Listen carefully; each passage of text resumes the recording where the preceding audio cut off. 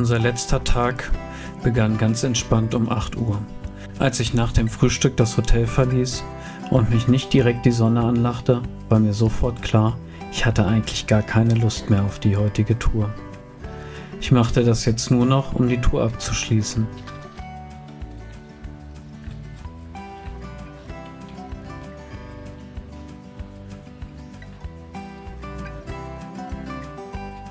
Auch wenn wir heute nur leichte Rucksäcke trugen, war der Anstieg zu den Leitern ziemlich fordernd.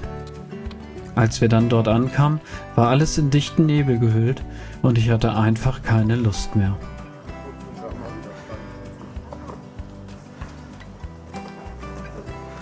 Egal wie einfach die Leiter noch sind, wir gingen zurück zur letzten Abzweigung und nahmen eine alternative Route. Der Weg über die alternative Route war traumhaft, waldig, felsig und vor allem leer. Es war erst das zweite Mal auf dieser Tour, dass ich das Gefühl hatte, alleine im Wald zu sein. Leider hielt das nur bis zu der Skipiste vor der Seilbahnstation, wo die Trails sich wieder vereinten.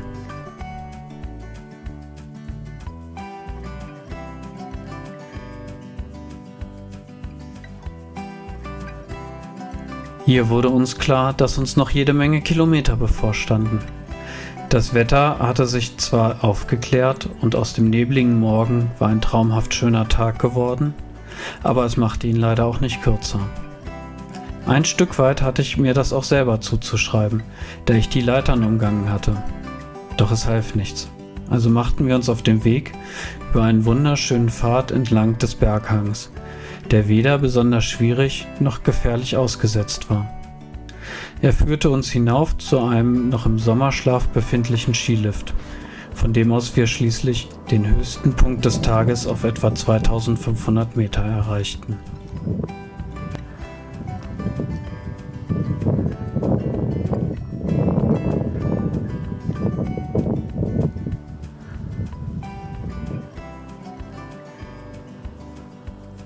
Ab hier wurde der Tag erst richtig interessant, denn kurz vor Ende des Anstieges kamen wir an eine Weggabelung, an der sich der GR5 und die TMB trennten. Für uns ging es durch ein Felsenmeer, wahrscheinlich der schönste Abschnitt der ganzen Tour.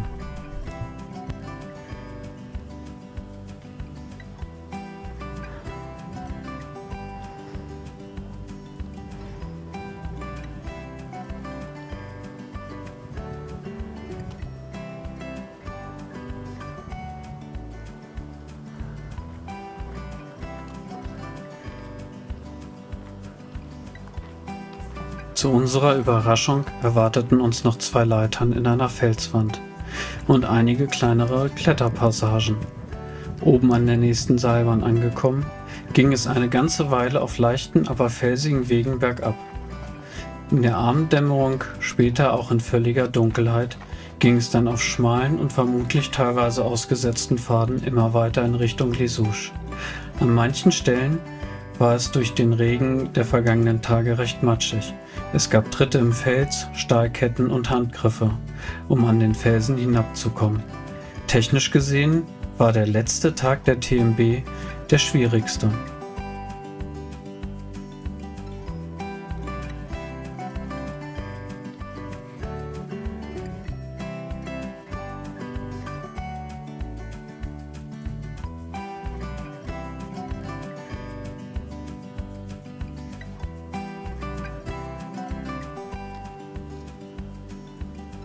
Kein einziges Mal zuvor war so etwas nötig gewesen. Wer klug ist, macht das besser im Hellen. Kurz vor dem Ziel bogen wir dann auf die Straße ab und legten den Rest des Weges auf Asphalt zurück, bis wir den Endpunkt erreichten, wo wir um 9:30 in Zimmerlautstärke jubelten und uns ein Taxi bestellten, das uns zurück zum Auto bringen sollte. Dieser Trail und vor allem das Wetter in der ersten Septemberwoche haben uns ordentlich durchgekaut und ausgespuckt. Ich hätte nicht gedacht, dass es so hart wird. Und trotzdem war es eine tolle Tour. Wenn auch für meinen Geschmack etwas überlaufen.